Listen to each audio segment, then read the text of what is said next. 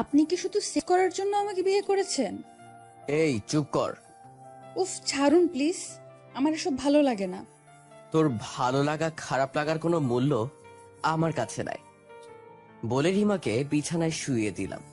উফ প্লিজ ছাড়ুন আমাকে, আমার খুব কষ্ট হচ্ছে। এই চুপ কর বলেই রিমার বুক থেকে শাড়ির আঁচলটা সরে রিমার ঠোঁটে ঠোঁট ডুবিয়ে দিলাম। কিছুক্ষণ এভাবে ঠোঁটে ঠোঁট দিয়ে রইলাম। এবার রিমার শাড়ি খুলে পেট নাভি থেকে শুরু করে রিমার শরীরের প্রতিটা ভাঁজে ভাঁজে আমার ঠোঁটের ছোঁয়া দিলাম। আমি আমার চাহিদা মিটিয়ে রিমার উপর থেকে নেমে ক্লান্ত শরীর নিয়ে রিমার পাশে শুয়ে রইলাম। রিমা অসহ্য ব্যথা যন্ত্রণায় এখনো কান্না করেই যাচ্ছে। রিমার নগ্ন দেহের উপর শাড়ির আঁচল দিয়ে বললাম, আরে ওভাবে কাঁদছো কেন? তোমার স্বামী তো তোমাকে আদর করছে, আর তো কেউ না। কি বললেন আপনি? আদর করছেন? আদর কিভাবে করে আপনি জানেন? এই চুপ কর, বক বক ভালো লাগছে না। আপনি কেন আমার সাথে এমন করছেন? কেন এভাবে আমায় কষ্ট দিচ্ছেন? প্রতিটা স্বামী তার বউকে যা করে আমি তো তাই করছি। স্বামী? কে স্বামী? আপনি? কোনো মেয়ের উপর ঝাঁপিয়ে পড়ে নিজের চাহিদা মেটালেই সে স্বামী হয়ে যায়? তোর বক বক আর ভালো লাগছে না। কাজী মুন্সি দিয়ে কলমা পড়ে তোকে আমি বিয়ে করেছি। সমাজের চোখে তুই আমার বউ, আমি তোর স্বামী। আমার অধিকার আছে এসব করার। অধিকার? ঠিকই বলেছেন, সমাজের চোখে এখন আপনি আমার স্বামী। আর তাই তো যা ইচ্ছা আপনি আপনার চাহিদা মেটাচ্ছেন। বিয়েটা ছিল একটা নাটক, আপনি প্রতিশোধ নিচ্ছেন। আমি সব বুঝতে পেরেছি। এই তোরে চুপ করতে বলছি। সকাল হয়ে গেছে, যা গোসল করে নে। সকালে আবার অনেক লোকজন আসবে তোকে দেখতে। দেখতে আসবে বলতে অন্য পুরুষ দিয়েও অত্যাচার করাবেন নাকি? এবার রাগ আর কন্ট্রোল করতে পারলাম না। রিমার কাছে গিয়ে পিছনের চুলগুলো ধরে দুই গালে কষে কয়েকটা থাপ্পড় বসিয়ে দিলাম। শোন, তুই আমার বউ, তুই কোনো পতিতা না। আর শোন, সকালে আমার আত্মীয় স্বজন আর পাড়া প্রতিবেশীরা তোকে দেখতে আসবে। রিমা আমার কথা শুনে চুপ করে আছে। রিমা আমাকে আমি বিয়ে করেছি জিদ করে। হ্যাঁ, রিমাকে ঠিক বলেছে, হয়তো এটা প্রতিশোধ। ওরে বিয়ে করেছি অধিকারের নামে অত্যাচার করব বলে। আপনারা হয়তো বুঝতেই পারছেন, আজকে আমাদের বাসর রাত। আজ আমাদের বাসর রাত। আমাদের কাছে বাসর রাত, রিমির কাছে সেটাও ভালো জানে। সকাল 6টা। রিমি বিছানা থেকে নেমে বাথরুমে যাবে, কিন্তু ও ঠিকভাবে দাঁড়াতেও পারছে না। পারবেই বা কিভাবে? সারা রাত যা হলো। আমি কাছে গিয়ে হাত ধরতেই, হাত ছাড়ুন বলছি। যার জন্য করলাম চুরি সেই বলেই চোর। যাক বাবা, এত রাগ দেখাও কেন? হ্যাঁ। রিমি ওয়াশরুমে চলে গেল। ওর হাঁটা দেখে বুঝতে পারছি ওর খুব কষ্ট হচ্ছে। ধুর, ওরে নিয়ে আমি কেন ভাবছি? কি হয় হোক, যা। বারান্দায় গিয়ে আমি একটা সিগারেট ধরালাম। রিমির গোসল শেষ, আমিও গোসলটা সেরে নিলাম। রুমে এসে দেখি রিমি ওর একটা জামা পরে বসে আছে। আমি রেডি হয়ে রিমির কাছে গিয়ে, এই এটা কি পরছিস? নতুন বউগুলোর মতো শাড়ি পরে একটু সাজুগুজু কর, এখনই তো সবাই চলে আসবে। পারবো না আমি ওসব করতে। পারবি না তো বাপ পারবে। দেখেন, আমার বাবাকে নিয়ে কিছু বলবেন না। রিমির কাছে গিয়ে আবারও চুলের মুঠিগুলো ধরে এক হাত দিয়ে গাল দুটো চাপ দিয়ে ধরে, তোর বাবাকে কিছু বললে তোর গা জ্বলে তাই না? আর তোর কারণে যে আমার বাবা। আমার কারণে আপনার বাবা কি? তোরে যা বলছি তাই কর, সবাই অলরেডি চলে আসছে। তারপর উপরে গিয়ে, এ কি, এখনো রেডি হোস না কেন? কি হলো, আমার কথা কি শুনতে পাচ্ছিস না? রিমার কাছে গিয়েও চুলগুলো ধরে, শোন, তোর বাবা মা বোন সবাই এসেছে। এই কথা বলতেই রিমা দ্রুত বাহিরে যেতে লাগলো। আমি ওর হাতটা ধরে, কি ভাবছিস? এই অবস্থায় গিয়ে তোর দেখি বাবা মা বোনকে বুঝাইবি তুই কতটা কষ্টে আছিস। প্রতিটা বাবা মা চায় তার মেয়ে যেন স্বামীর কাছে সুখে থাকে। তুই এই অবস্থায় গেলে তোর বাবা মা বুঝে যাবে তুই ভালো নেই, তখন তারা কষ্ট পাবে। আশা করি তুই তোর বাবা মাকে কষ্ট দিবি না। দ্রুত রেডি হয়ে নিচে চলে আস। রিমির বাবা মাকে দেখে সালাম দিলাম। আজ তোমার বাবা বেঁচে থাকলে অনেক খুশি হতো। বাবার কথা বলতেই আমার চোখ দিয়ে পানি টপ টপ করে পড়ছে। রিমার মা আমার কাছে এসে, এই দেখো, পাগল ছেলে কাঁদছে। আমরা কেউ চিরকাল বেঁচে থাকবো না বাবা, কাঁদো না বাবা, আমরা তো আছি। বাবার মা নাই তো কি হয়েছে, আমি তো তোমার মার মতো। আমি কিন্তু তোমাকে নিজের ছেলের মতোই ভাবি। সত্যি বলতে রিমার বাবা মা অনেক ভালো মানুষ। রিমার বাবা আমাকে বুকে জড়িয়ে ধরে, আজকে খুশির দিনে কাঁদতে নেই। রিমার মা যদি তোমার মার মতো হয় তাহলে আমি কিন্তু তোমার বাবার মতো। কেঁদো না বাবা। অনেকে বলবেন বিয়ের পরের দিনে কেমন মেয়ের বাবা মা আসে ভাই। আসলে আমাদের এদিকে বিয়ের পরের দিনেই মেয়ে বাড়ির পক্ষ থেকে কিছু লোক এসে মেয়েকে এবং মেয়ের জামাইকে এসে নিয়ে যায়। সেটা মেয়ের বাবা মা, বোন, চাচা চাচি যে কেউ আসতে পারে। বাবা মার কথা আজ খুব মনে পড়ছে। যে মানুষটা এত খারাপ, সে মানুষটা বাবাকে জড়িয়ে কাঁদছে। এটা আমি স্বপ্ন দেখছি না তো? কি রে মা, কেমন আছিস? রিমা বুকে ব্যথা, চোখে জল নিয়ে বলল, অনেক ভালো আছি রে। রিমা যদি সত্যিটা বলে দেয় ও কেমন আছে, তাহলে হয়তো বাবা মা বোন কষ্ট পাবে। এটা ভেবেই রিমা সত্যিটা লুকিয়ে সবার সাথে হাসি খুশি ভাবে কথা বলছে। রিমা মা, তোর চোখে জল কেন? তোমাদের কথা খুব মনে পড়ছিল বাবা, তাই। আমি রিমার পাশে গিয়ে দাঁড়াতেই রিমা সরে গেল। রাগ আমার 360 ডিগ্রিতে উঠে গেছে। আবারও রিমার পাশে গিয়ে রিমার হাতটা ধরে হাতটা চেপে ধরলাম। আমি বুঝতে পারছি ও হাতে ব্যথা পাচ্ছে। রিমা আমার কানের কাছে মুখটা এনে, হাতটা ছাড়ুন, আমার ব্যথা লাগছে। আমি চুপ করে থাকি। দুপুর গড়িয়ে বিকেল হলে আমি আর রিমা রিমার বাবা মার সাথে ওদের বাড়িতে যাই। ওদের বাড়িতে যাওয়ার পর রুমে শুধু রিমা আর আমি। একটা সত্যি কথা বলবেন? কি বলবি বল। আপনি তো আমার বাড়িতে বিয়ের প্রস্তাব দিছেন, তবে আমার সাথে কেন এমন করেন আপনি? আমি তো বিয়েতে রাজি ছিলাম না। আপনি তো এটাও জানেন বিয়ের আগে থেকে আমি আপনাকে সহ্য করি না, শুধু বাবা মার কথায় রাজি হয়েছি। আপনি আমার সাথে কেন এমন করেন? কি হলো বলেন? সাহস কত আমার দিলে আঙ্গুল তুলে কথা বলে। আবারও পিছনে চুলগুলো ধরে, গলার আওয়াজ কম কর, আর তোর প্রশ্নের উত্তর দিতে আমি বাধ্য নই। এমন সময় দিয়ার রুমে আসলো। দিয়া আসার আগেই চুলগুলো ছেড়ে দিয়ে স্বাভাবিক হয়ে বসলাম। তারপর, আমি আর আপনার বাড়িতে যাব না। তোকে বিয়ে দিছে কি তোর বাবা মা তোকে কাছে রাখার জন্য? আমি সবকিছু বলে দেব বাবা মাকে। তুই ভুলে গেছিস তোর বাবা হার্টের রোগী। সত্যিটা শোনার পর সে যদি রিমা এবার কাঁদতে কাঁদতে, আপনি কেন এমন করছেন? কি অপরাধ আমার? আমি তো আপনাকে বিয়ে করতে চাই নাই, তবে কেন এমন করেন আপনি? রাত 10টা, ডিনার করে ঘুমোতে গেলাম। দিয়া রিমা পাশের রুমে ঘুমোচ্ছে। বাহিরে কিছু একটা আওয়াজ শুনে পেলাম। বাইরে গিয়ে দেখি রিমা বারান্দায় দাঁড়িয়ে আছে। এই এত রাতে এখানে কি করিস? এটা আমার বাড়ি, আপনার না, তাই এখানে আমি যেভাবে ইচ্ছা সেভাবেই চলবো। আমি যেভাবে চলতে বলবো ঠিক সেভাবেই তুই চলবি, কারণ তুই আমার বিয়ে করাবো। ঠিকই বলেছেন, আমি আপনার বউ, তবে সেটা শুধু আপনার রাতের চাহিদা মেটানোর জন্য, তাই না? তুই যা মনে করিস তাই। সকালে রেডি থাকিস, সকালে তো নিয়ে যাব বাড়িতে। যদি না যাই? এই মাঝরাতে মাথাটা দিল খারাপ করে, তাই কাছে গিয়ে চুলগুলো ধরে তোকে জোর করে নিয়ে যাব।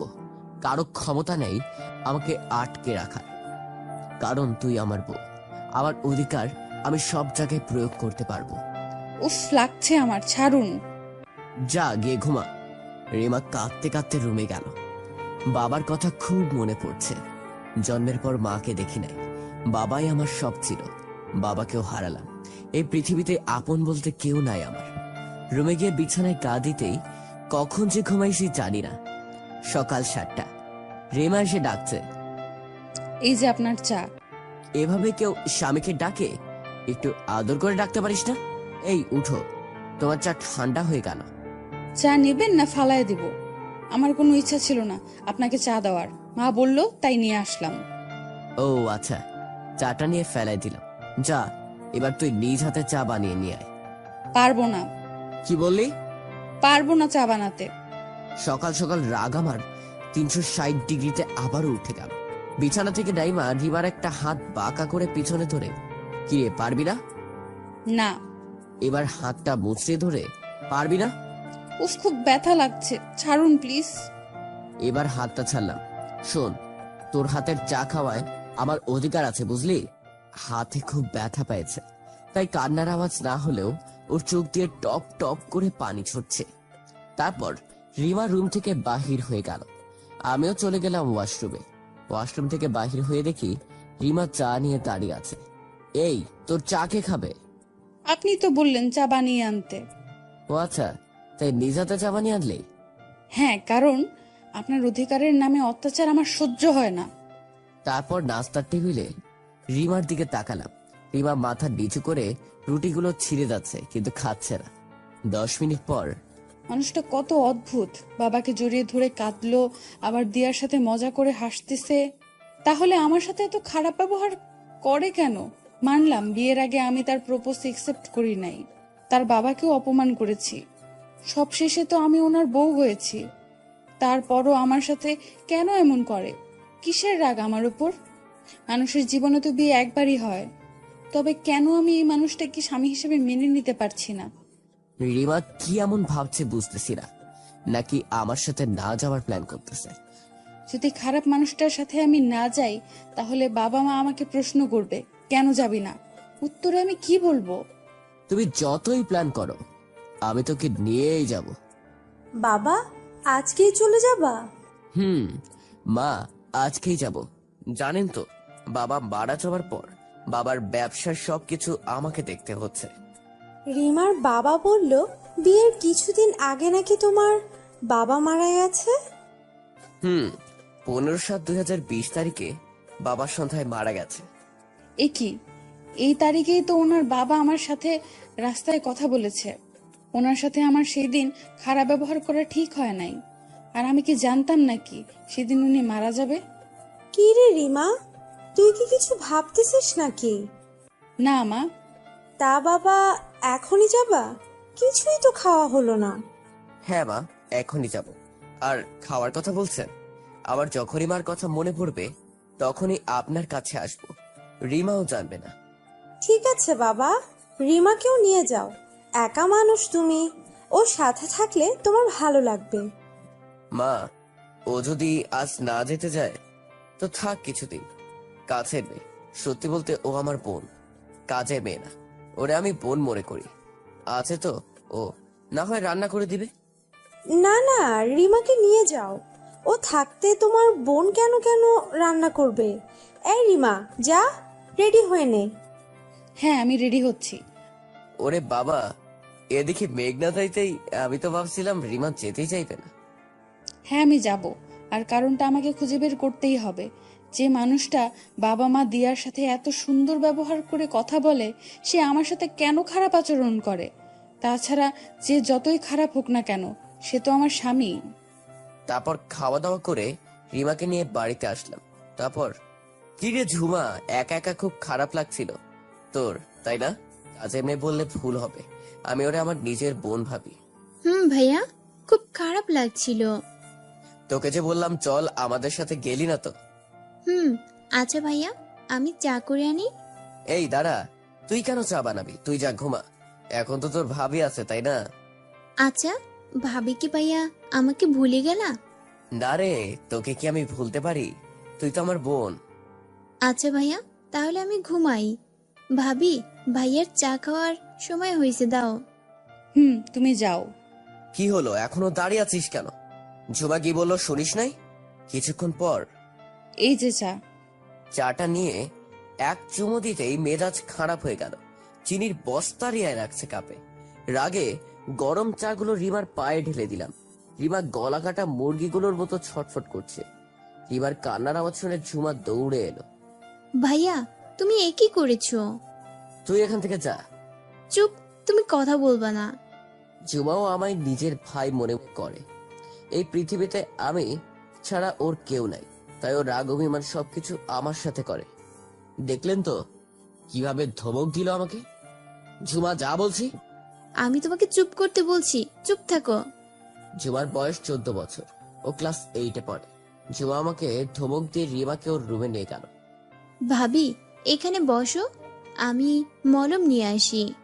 মলম লাগাতে লাগাতে ঝুমা বলল, ভাবি, ভাই তোমার সাথে এরকম করে কেন?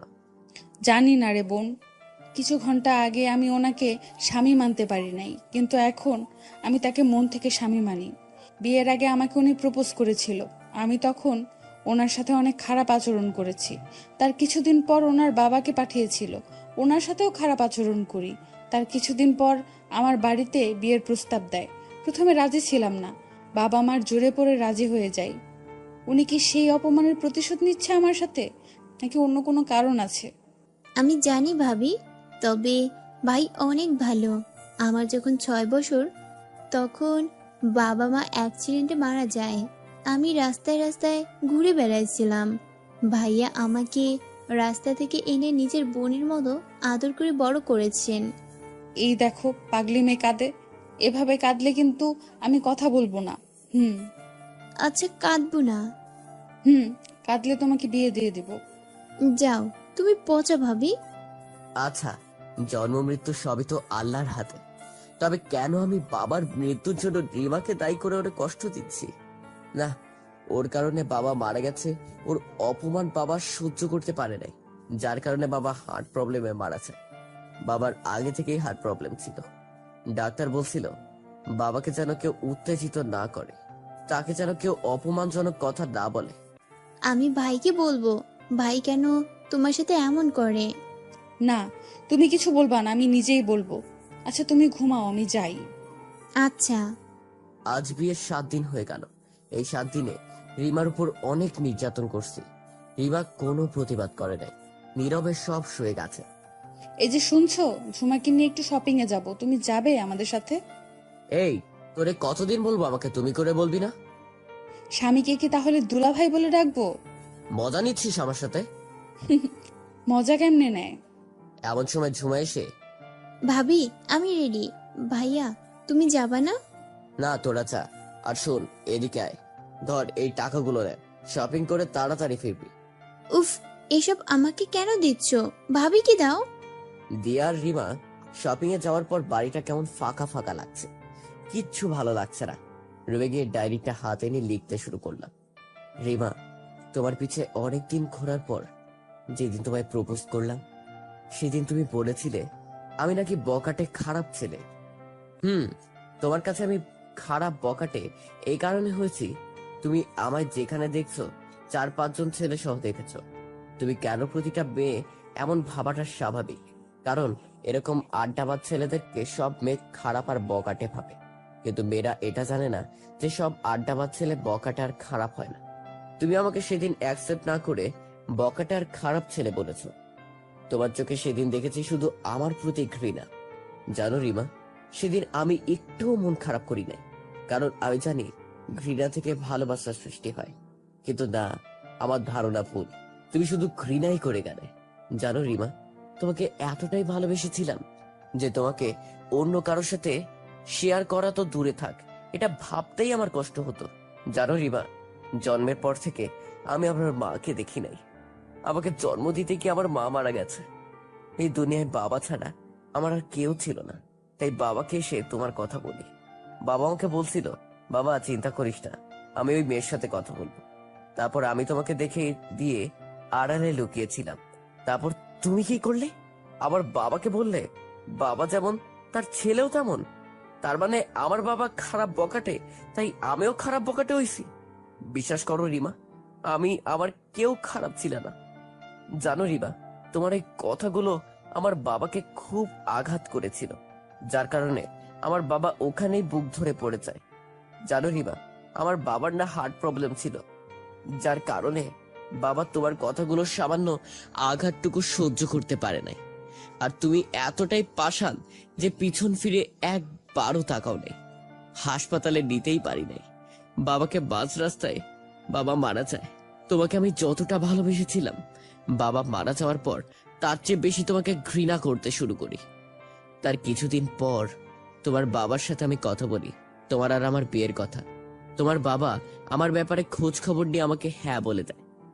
তুমি আমাকে চিনতে না পারলেও তোমার বাবা আমাকে চিনতে ভুল করে নাই। আর আমি এটাও জানতাম তুমি তোমার বাবা মার কথা ফেলতে পারবে না, কিন্তু তোমার বাবা জানতো না তোমাকে বিয়ে করতেছি শুধু অধিকারের নামে অত্যাচার করার জন্য। মনে করো এটাই প্রতিশোধ, কারণ আমার বাবার মৃত্যুর জন্য তুমিই দায়ী। কিন্তু না, আমার বাবার মৃত্যুর কারণ তুমি না, কারণ জন্ম মৃত্যু সবই তো আল্লাহর হাতে। বাবা সেদিন বাড়িতে থাকলেও হয়তো সেদিন মারা যেতে পারত। কখনকার মৃত্যু হবে এটা তো আমরা কেউ জানি না। কিন্তু তোমার প্রতি আমার আর কোনো ভালোবাসা নেই। কেন জানি তোমাকে আর ভালোবাসতে পারছি না। সত্যি বলতে, কারো প্রতি একবার ঘৃণা জন্ম নিলে তাকে শুধু ঘৃণাই করা যায়, ভালোবাসা চায় না। ডায়েরিতে লিখতে লিখতে কখন যে ঘুমিয়েছি জানি না। সন্ধ্যা 6টা। ভাইয়া, ভাইয়া, কোথায় তুমি? মনে হয় পাশের রুমে ঘুমাইছে। দিয়া যাও, ফ্রেশ হয়ে নাও, আমি যাচ্ছি তোমার ভাইয়ের কাছে। হাই রে, এই সময় কেউ ঘুমায় নাকি?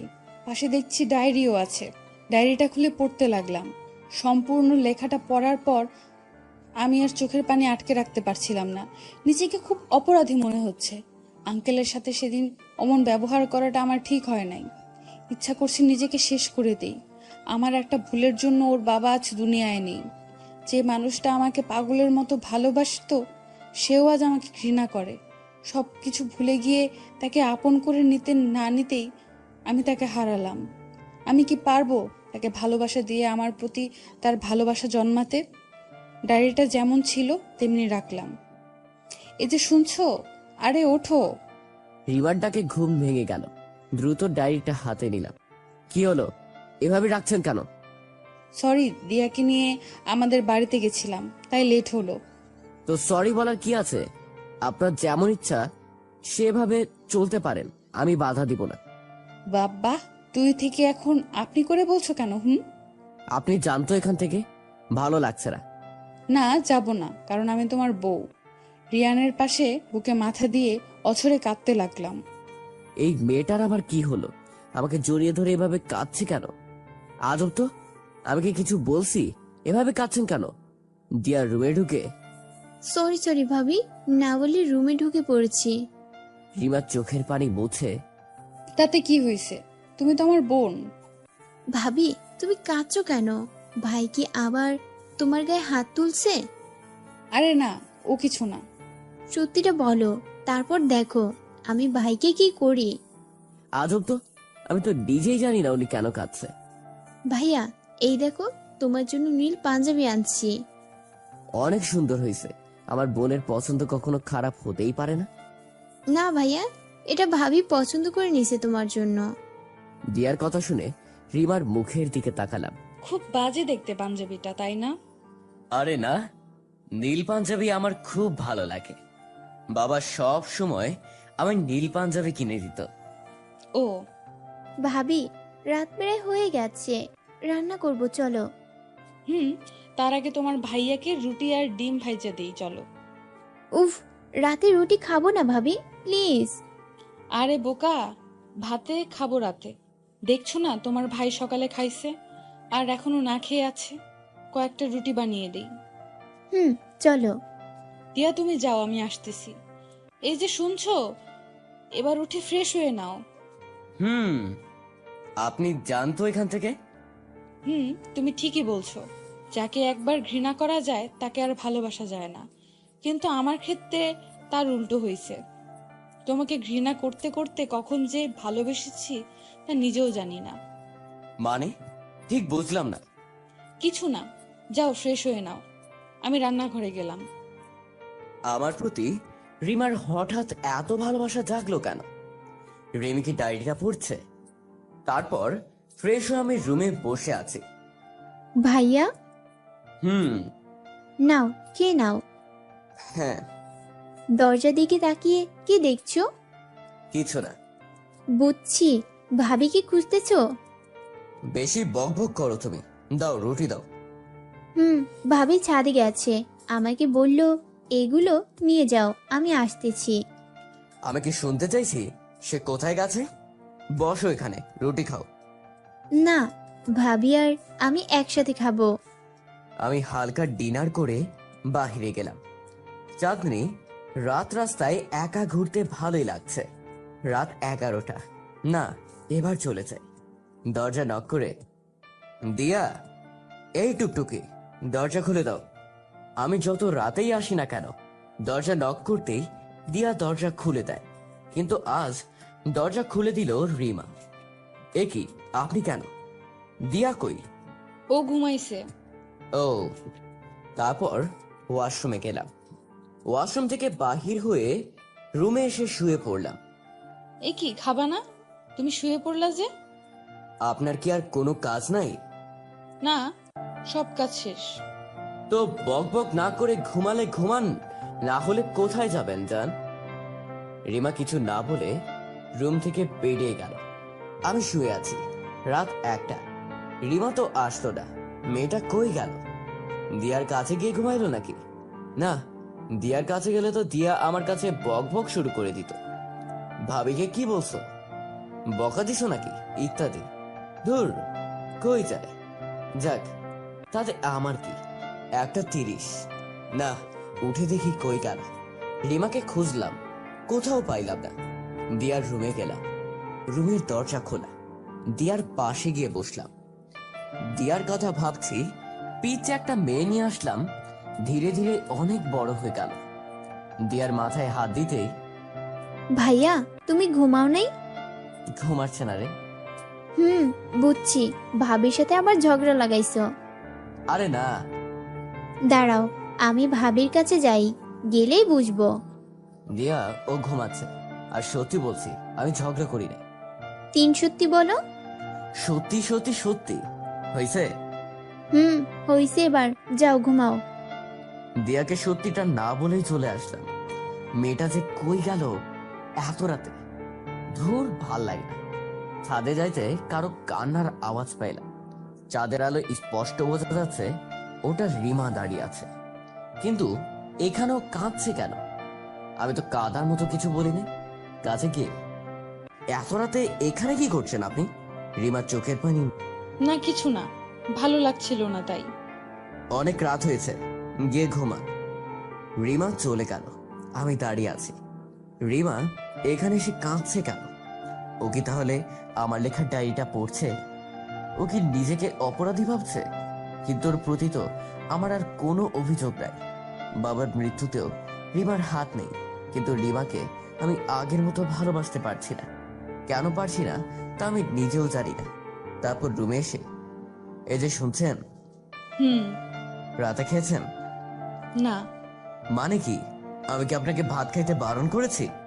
উঠুন, খেয়ে নিন। আপনি খাবেন না? না, আমার খিদা নেই। হঠাৎ রিমা আমাকে জড়িয়ে ধরে, কাঁদতে কাঁদতে। আমি খুনি। আমি তোমার বাবাকে খুন করছি। আমাকে মেরে তুমি তোমার বাবার খুনের প্রতিশোধ নাও। বেঁচে থেকে আমি কি করব? যার সাথে সারা জীবন থাকবো তার ঘৃণা নিয়ে আমি বেঁচে থাকতে চাই না। আমি অপরাধী, আমি খুনি। কারো ভালোবাসা পাওয়ার যোগ্যতা আমার নেই। না, আপনি না, আপনি খুনি না। আপনি আমার বাবাকে খুন করেন। কারণ কখন মৃত্যু হবে এটা তো আমরা কেউ জানি না। একটা সময় আপনাকে খুনি ভাবতাম, সেটা ছিল আমার ভুল। আমার বাবার মৃত্যুর জন্য আমি আপনাকে দায়ী করছি না। পারলে আমাকে মাফ করে দিন। বিয়ের নামে নাটক করার জন্য আপনি ডিভোর্স চাইলে আমি দিয়ে দিব, আমার কোনো আপত্তি নাই। হ্যাঁ, একটা সময় ভালোবাসতাম, কিন্তু এখন কেন জানি আগের মতো করে আপনাকে ভালোবাসতে পারছি না।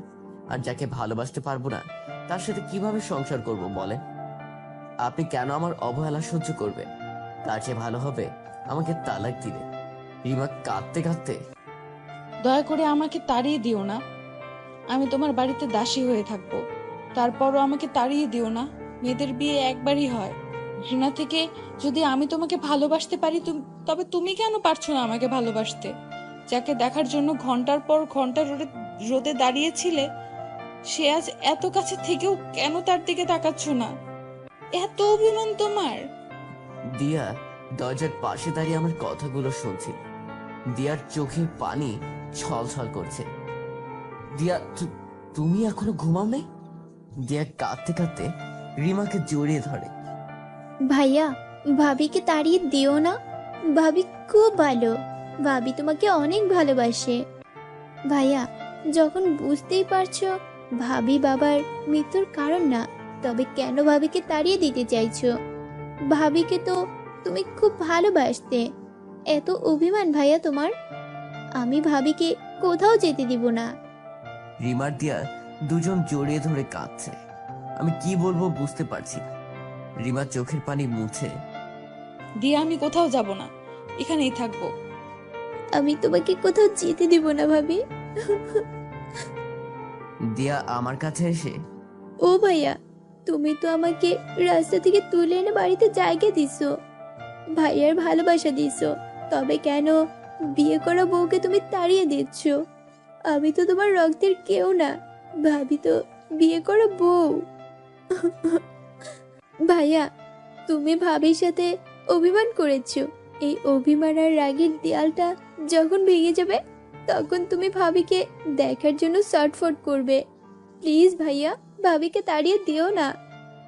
দিয়ার হাতটা ধরে বুকে জড়িয়ে ধরে, কে বলছে তুমি আমার কেউ না? আরে তুমি তো আমার বোন, আমার কলিজা। আর রিমা এই বাড়িতেই থাকবে। ভাইয়া, তুমি খুব ভালো। তুমি তার চেয়েও বেশি ভালো। দিয়া রিমার হাতটা ধরে আমার হাতে দিয়ে, কখনো যদি কেউ কাউকে ছেড়ে দাও, তাহলে আমি তোমাদের ছেড়ে অনেক দূরে চলে যাব। দিয়া যাও ঘুমাও। আচ্ছা ভাইয়া, ভাবি সকাল থেকে কিছুই খায়নি। দাঁড়াও, আমি খাবার আনছি। একটু পর আমাদের মানে রিমার আমার জন্য ভাত তরকারি নিয়ে আসলো। ভাইয়া, ভাবি, বসো। তুমি খাবা না দিয়া? না, কেন? পেট ভরা তাই। যাও তাহলে, আমিও খাবো না। উফ, বুঝে না, আমার পেট ভরা। আচ্ছা দাও, আমার মুখে দাও। তারপর আমি দিয়াকে ভাত খাইয়ে দিলাম। রিমা চুপচাপ বসে আছে। বুঝছি, ভাবি অভিমান করেছে, আমাকে খাইয়ে দিচ্ছ, ভাবিকে খাইয়ে দাও না তাই। ভাইয়া, ভাবিকে খাইয়ে দাও। না মানে বলছিলাম কি, বুঝেছি। ভাইয়া, আমি ঘুমাতে গেলাম। দিয়া ঘুমাতে গেল। রিমা মাথা নিচু করে বসে আছে। কি হলো, আপনি খাচ্ছেন না যে? আমার খিদে নেই। বুঝতে পারছি, রিমাকেও খাইয়ে দিতে হবে, কিন্তু কি আর করার। রিমার পাশে গিয়ে বসে, খিদে নাই বললেই হলো নাকি? দেখি হা করেন। রিমার মুখে ভাত তুলে দিচ্ছি। রিমা চোখের পানি মুছছে আর ভাত খাচ্ছে। আমি কি বলবো ঠিক বুঝতে পারছি না। তুমি খাবে না? না, আপনি খান। রিমা নিজ হাতে আমাকে খাইয়ে দেওয়ার জন্য হাতে ভাত নিয়ে আমার মুখে দিল। ইচ্ছা না থাকার পরও রিমার হাতে ভাত খাচ্ছি। খাওয়া দাওয়া শেষ, আমি বিছানায় গিয়ে শুয়ে পড়লাম। একটু পর রিমা এসে আমার পাশে শুয়ে পড়লো। দিয়া তো ঠিকই বলছে, রিমাকে আমি ভালোবাসতাম, আর রিমা তো বাবার খুনি না। আর রিমা এখন আমার বউ। এসব ভাবতেই রিমা আমাকে জড়িয়ে ধরলো। একটু পর রিমা আমার বুকে মাথা দিয়ে আমাকে জড়িয়ে ধরে চোখ বন্ধ করলো। আমি চুপচাপ শুয়ে আছি। একটু পর তাকিয়ে দেখি রিমা আমাকে জড়িয়ে ধরে ঘুমিয়ে গেছে। আমিও কখন ঘুমিয়ে গেছি জানি না। দরজা নক করে ডাকছে। দিয়ার ডাকে আমার ঘুম ভাঙে। জেগে দেখি রিমা এখনো আমার বুকেই আছে। রিমাকে আস্তে করে বালিশে শুয়ে দিয়ে এসে দরজা খুললাম। গুড মর্নিং ভাইয়া। গুড মর্নিং পেতনি। তুমি পেতনির ভাই। ভাবি কি ঘুমাচ্ছে? হুম। আচ্ছা থাক, ডাকিও না, আমি নাস্তা বানিয়ে দিচ্ছি। তাড়াতাড়ি করো আপু, অনেকদিন দোকানে যাই না। কাজের ছেলেটা যে একা একা করলো কি জানি না। আচ্ছা। নাস্তাকে আমি দোকানে গেলাম। দুপুর 12টা, কিচ্ছু ভালো লাগছে না, তাই বাড়িতে চলে আসলাম। রুমে ঢুকতেই ওয়াশরুম থেকে ও মাগো বলে একটা চিৎকারের আওয়াজ পাইলাম। দৌড়ে গিয়ে দেখি রিমা মেঝেতে বসে পা ধরে কান্না করছে। কি হয়েছে, এভাবে কাঁদছেন কেন? পড়ে গিয়ে পায়ে ব্যথা পাইছি। ও মা গো, আমার পা গেল। আপনার পা তো যেখানে ছিল সেখানেই আছে, পা কই গেছে? আমার মুখে হাসি দেখে রিমা আমার দিকে পলক্ষীন ভাবে তাকিয়ে আছে। দিয়া দৌড়ে এসে বলে, ভাইয়া ভাবিকে তুলো। আমি রিমার হাতটা ধরে তোলার চেষ্টা করলাম, কিন্তু রিমা দাঁড়াতে পারছে না। উফ, ভাইয়া ভাবিকে কোলে তুলো। আমি? জি আপনি। আমি কি ভাবিকে কোলে নিতে পারবো? উফ, এখনো দাঁড়িয়ে আছো? আচ্ছা নিচ্ছি। তারপর রিমাকে কোলে করে বিছানায় শুয়ে দিলাম। রিমা ব্যথায় কান্না করেই যাচ্ছে। দিয়া একটা মলম এনে আমার হাতে দিয়ে বলল, এটা পায়ে লাগিয়ে দাও। দিয়া তুমি লাগিয়ে দাও। যা বলছি তা করো। আচ্ছা দিচ্ছি। দিয়ার এমন রাগি চোখ দেখে ভয়ে আমি রিমার পায়ে মলম লাগিয়ে দিচ্ছি। দিয়া রিমার মাথাটা কোলে দিয়ে মাথার চুলগুলো মেলে দিচ্ছে একটু পর। ভাইয়া, ভাবির কাছে থাকো, আমি রান্না করব গিয়ে। আচ্ছা। দিয়া চলে যাওয়ার পর রিমা কষ্ট করে উঠে বসলো। এই উঠছেন কেন? শুয়ে থাকুন। কেন, বসলে কি হবে? আপনার কষ্ট হবে দেখছেন না, পা ফুলে গেছে। কষ্ট তো আমি পাবো, তুমি তো পাবে না। কে বলছে? কষ্ট আমিও পাচ্ছি। কি? না মানে, রিমা এবার আমার কাছে এসে আমার কাঁধে মাথা দিয়ে, থাক, আর মানে মানে করতে হবে না। আমার কষ্টে তুমি যখন কষ্ট পাও, তবে কেন দূরে দূরে থাকো? কেন ভালোবাসতে পারছো না? আচ্ছা আমি যাই। কোথায়? পা ফুলে গেছে দেখছেন না, ওষুধ আনতে হবে তো। ও আচ্ছা, আমার কষ্ট বুঝে আপনার আর সহ্য হচ্ছে না? জানি না, আমি গেলাম। ভাবি। এদিকে একটু আসো তো। বলো, ভাইয়া কোথায়? ওষুধ আনতে গেছে। ও আচ্ছা, কেন ডাকছো বলো? ফোনটা খুঁজে পাচ্ছি না, দেখো তো। ভাবি, এই যে তোমার ফোন, আমি গেলাম। হ্যালো? এটা তো রিমার নাম্বার। হ্যালো। কোথায় তুমি? এতক্ষণ লাগে আসতে? আমি তো আসার 5 মিনিটই হয় নাই, এখন ওষুধের দোকানে পৌঁছাই নাই। ওষুধ লাগবে না, তুমি তাড়াতাড়ি আসো। না না, আমি ওষুধ নিয়েই আসতেছি। বোকা মানুষ, তোমাকে কেমনে বোঝাবো?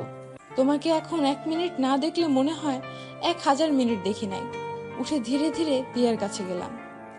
ভাবি, তুমি উঠছো কেন? দাঁড়াও, আমি চেয়ার দিচ্ছি। ওরে আমার ননদি, তোমার একা রান্না করতে কষ্ট হচ্ছে না বুঝি? না, হচ্ছে না, এখানে চুপ করে বসে থাকো। 20 মিনিট পর।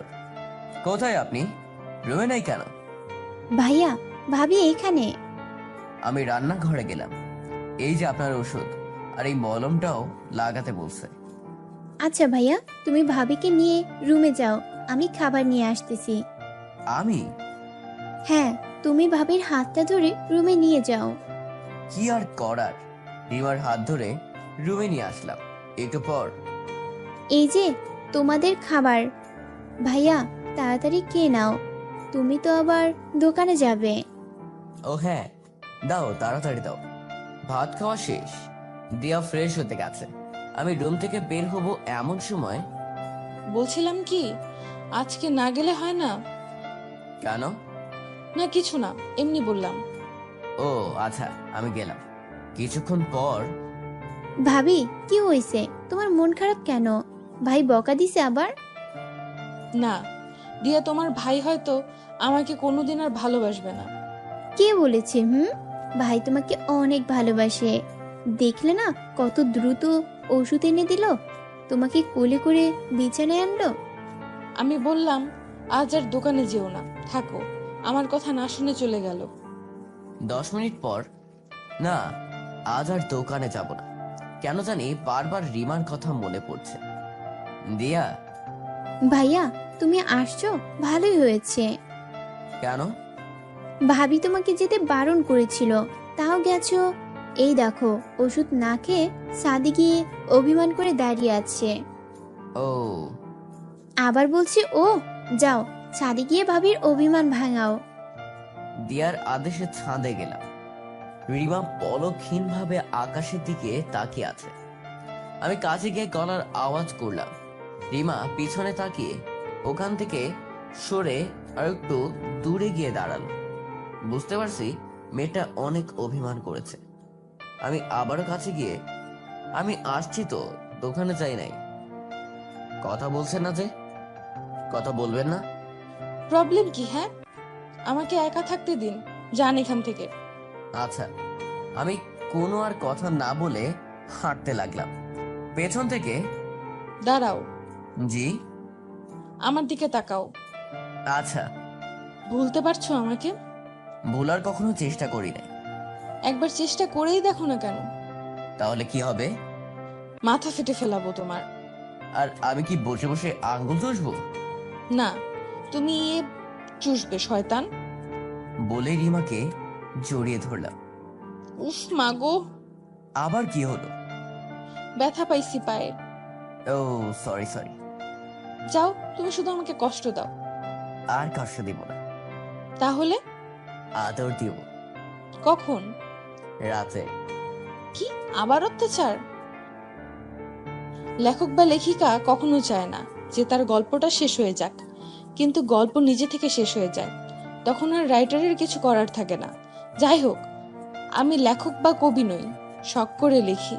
গল্পপ্রেমীরা সাবস্ক্রাইব করে দিতে পারেন। আবারও কথা হবে নতুন কোনো গল্প নিয়ে। ভালো থাকবেন সবাই। এই যে বন্ধুরা, গল্প শেষ করে কমেন্ট না করে চলে যাচ্ছ, এইটা কিন্তু ঠিক না। তাড়াতাড়ি কমেন্ট করো। আর যারা এখনো আমাদের চ্যানেলটি সাবস্ক্রাইব করো নাই, জলদি করে সাবস্ক্রাইব করে আমাদের চ্যানেলের একজন মেম্বার হয়ে যাও প্লিজ।